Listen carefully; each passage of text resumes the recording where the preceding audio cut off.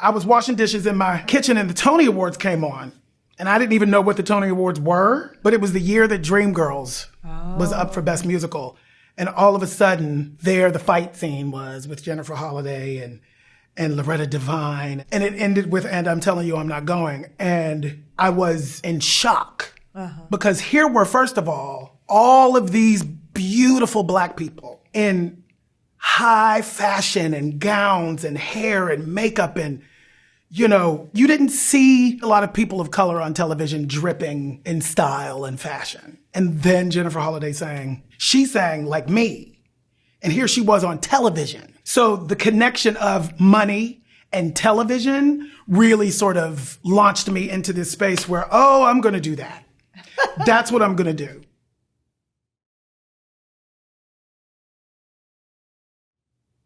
Paris is Burning was like my favorite movie, my tome. You know, it came out in the early 90s, right when I was sort of coming to New York City. And, you know, it was really the first time that I saw LGBTQ people of color in any sort of space like that. You know, so it's a movie that me and everybody I know had revered for a very long time. And I was the star of Kinky Boots. I won a Tony Award for that. I won a Grammy for that. And so I got the call and I got the script for the character that they were calling me in for. And it was the dance teacher. And I was like, well, this ain't quite the role I want. But I went in, I did my reading and they said, I don't want to overstep my bounds, but I feel like I've lived through this, through the AIDS crisis. I was ball adjacent, I say. You know, I went to many balls and I lived in those circles for many years. And wouldn't you need, you know, somebody who's an energy that is older, perhaps. And I thought, if you're going to tell this story, you're going to tell the depth of it. One of the things that's so powerful about Paris is Burning is that it's about a culture, a marginalized culture of people, a group of people who had nothing, literally nothing, and chose life anyway. And I wanted to tell that story. And he basically came back and said, if you can do an impersonation of the MCs at the balls, we'll create something for you. And it was like, if...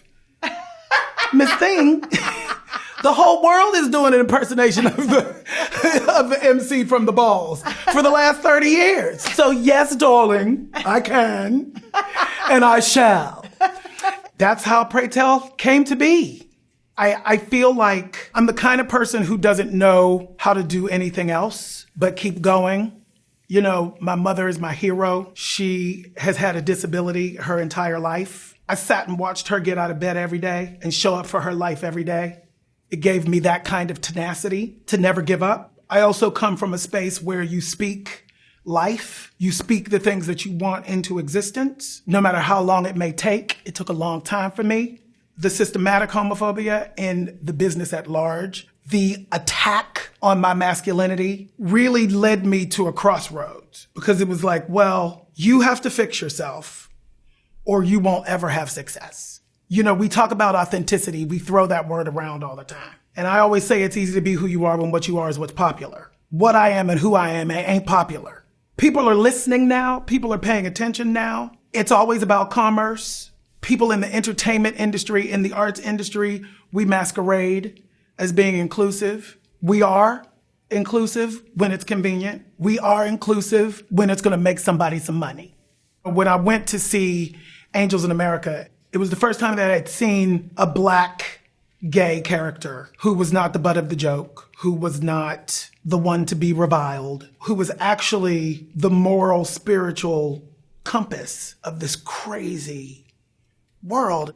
I was doing Grease, the revival of Grease, prancing around with 14 inches of orange rubber hair on my head, like a little Richard automaton on crack. And I knew that if I stayed down on that trajectory, I would never get to what my heart really wanted, what my soul really desired. So I walked away from all of it. You know, I look back at it and I think, wow, if I knew how long it was going to take to get to the other side, I don't know that I would have had the courage to do that. I'm so glad that I leapt off the ledge and just flew.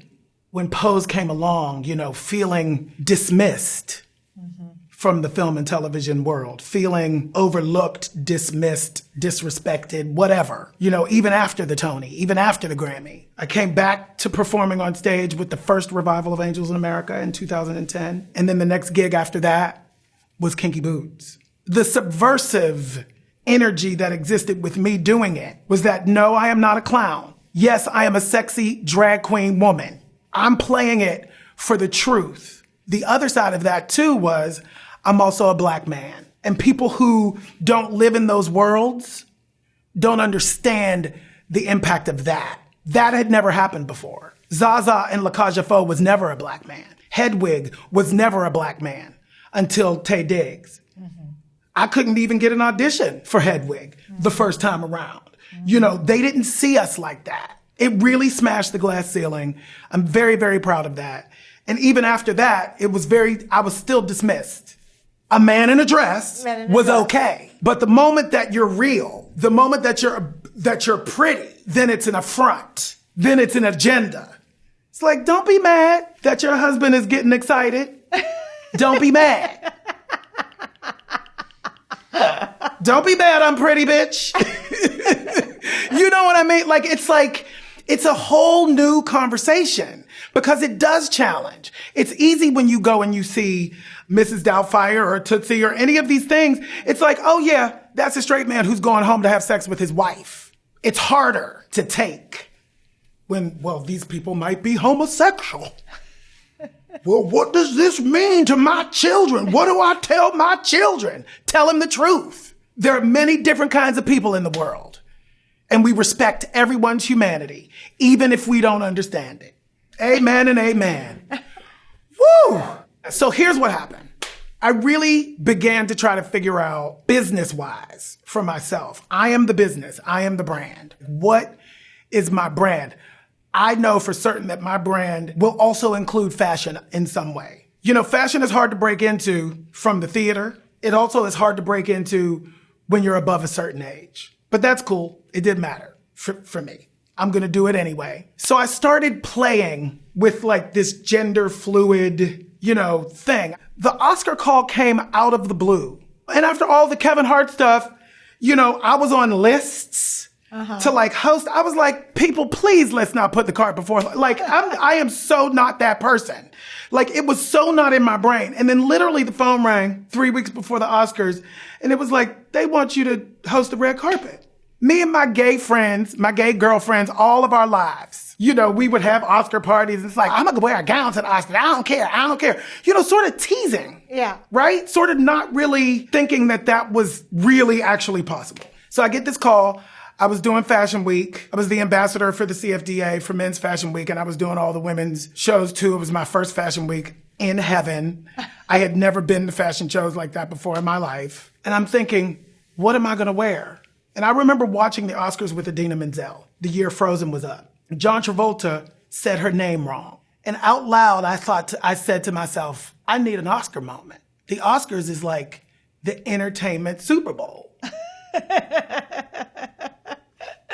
Millions and millions and sometimes billions of people see this. She became a household name because John Travolta said her name wrong. Right. So when that call came, I was like, baby, what is your moment gonna be? When we would ask for male and female things because I wanted to do a gender fluid thing, many houses were saying, we don't think he should wear that. Once again, a silencing. And so I didn't know how they were gonna shoot it, but I thought if it starts here, right, and it looks like a tux, and then they pull out and people see that it's like a Cinderella ball gown, the world will gag. That's what happened. Now, I didn't know, the good news and the complicated news is that the world really did gag. That literally, because I showed up in a dress, the world lost their mind. That's a little strange for me in 2019. At the same time, it really boosted my career. So, okay. I had no idea that nobody wore a dress to the Oscars for 91 years. I didn't know that. I wasn't thinking about that. I was just trying to be as authentic as I could in a space where it would matter. Where was my first kiss? My first kiss was with my best friend, who was a girl. She was 2 years older than me. I was in love with her all the way through high school. She loved everybody else. She came to my room before she went to college. I had a room that, you entered the side of the house and then it went right down to the basement. So she came to the room in a sundress and we kissed, and that's when I knew I was gay. And I don't mean that in a sense that the kiss wasn't good. The kiss was great. But it was just like, oh, I really think what I'm feeling on the inside is actually true. This just isn't the gender that I'm attracted to. It was a moment of truth, yeah.